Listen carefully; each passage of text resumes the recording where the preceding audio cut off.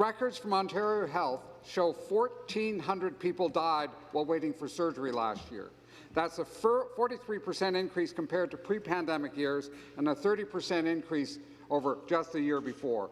When lives hang in the balance, why is the Premier refusing to invest in recruiting, retaining and respecting healthcare workers? To reply, the Premier. Well, I want to thank the opposition for the question.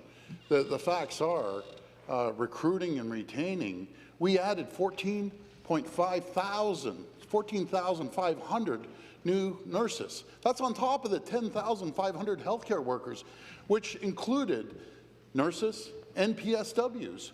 We invested over $40 billion in 52 projects that were neglected under your government.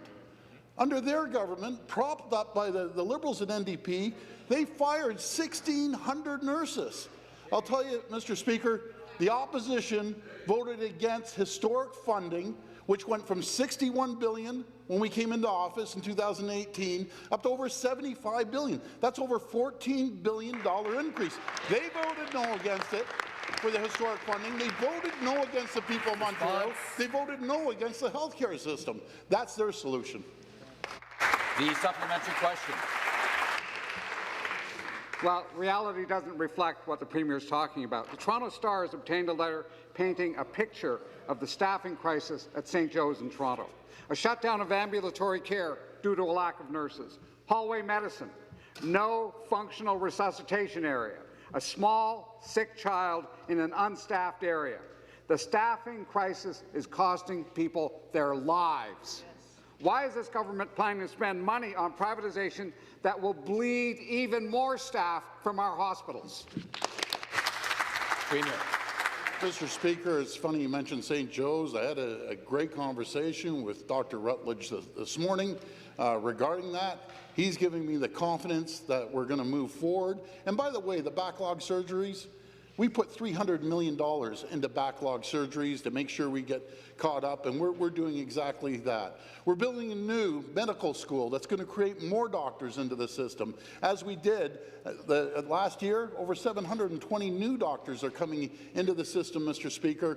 We are investing in health care like no other government in the history of this country. Yeah, sure. But the opposition, their answer is the status quo. The status quo that destroyed this healthcare system under 15 years of their rule, the NDP and the Liberals, that crumbled the healthcare system. We're fixing the healthcare system. We're putting in historic funding. We're making sure that we put through processes that are going to make sure that people aren't in the emergency rooms for hours on top of hours. We're fixing the healthcare system, the same system that they destroyed for 15 years, Mr. Speaker. And the final supplementary. Thank you, Speaker. Again to the Premier. Canadian studies show that for-profit hospitals had 19% higher costs and a 2% higher death rate compared to non-profit hospitals. Canadian medical experts attribute this difference to profit-seeking, higher costs for administration, and bigger executive bonuses. We have a hospital staffing crisis. Privatization would siphon staff out of our hospitals and send them to a for-profit system. Why is this government planning to spend money on privatization that would make the hospital staffing crisis even worse? Premier. Mr. Speaker, no one in this province, as long as our government is here, no one will have to pay with their credit card. They'll be paying with their OHIP card. Not their credit card, OHIP. Mr. Speaker, Mr. Speaker, we added 3,500 beds.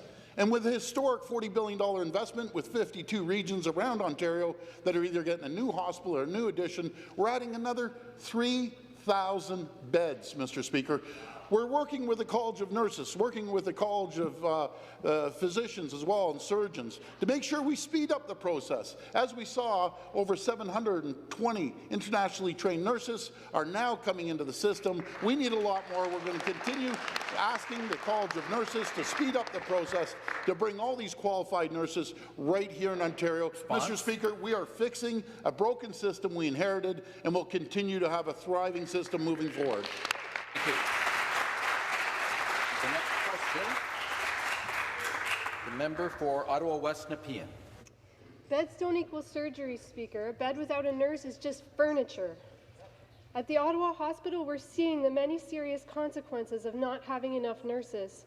Patients are waiting days to be admitted even though beds are available because there's no nurse to staff the bed. Surgeries are being cancelled even as patients are entering the operating room because there's no nurse.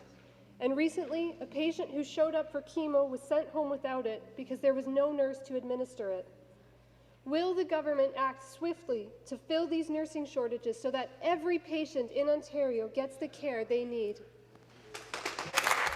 Reply, Premier. Thank you for that question. And by the way, I spoke to Cam Love. What a great CEO, probably one of the best in the province. And you know, he assured me as well that they're going to make sure that they have the proper staffing. And how we're helping the hospitals across the province is a stay and learn program, that we're going to pay for the tuition of the nurses. We're going to make sure that they're taken care of for any expenses they have as long as they serve in underserved areas. And with Ottawa, I got to tell you, I think the world of Cam Love.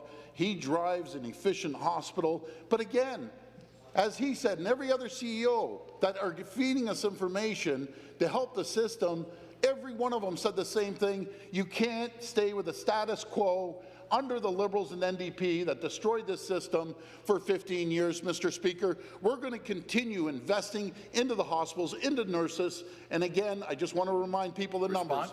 We added 14,500 nurses since 2018. Those are staggering numbers. The supplementary question. It feels like there's two realities here, Speaker, the one the government is living in and the one that my constituents and our hard-working healthcare workers live in. The Ottawa Hospital is short more than 500 nurses, and this government's actions to date are a drop in the bucket compared to the scale of the crisis. There are nurses in Ottawa who are working 16-hour shifts, 12 out of 14 days, Speaker, just to fill nursing shortages. Just imagine trying to provide good care while working that many hours, not to mention the risk of mistakes. No wonder nurses are leaving the profession. Will the government repeal Bill 124 and address working conditions so that we keep nurses instead of driving them away? Premier. Thank you, Mr. Speaker. As you propped up the Liberals and you fired 1,600 nurses, we actually recognized the nurses and gave them a 7.6% increase, a $5,000 thank you bonus for doing an incredible job. We're investing another $342 million to add 5,000 more nurses to the system. We're adding 8,000 personal support workers, Mr. Speaker. We're investing $57 million to hire 225 nurses, the long-term care sector that are desperately needed. Mr. Speaker, we're going to continue to invest in health care. We're going to continue making sure that as long as our government's here, people are going to be using the OHIP card instead of the credit card. But guess what? We can't do the same status quo. Status quo has been broken. We're going to fix it. We're going to deliver health care in a different fashion through the sector's advice, not through our government's advice, through the experts' advice, the docs, the nurses, anyone involved in care, in taking care of the great health care system that we do have in Ontario. I remind the members to make their comments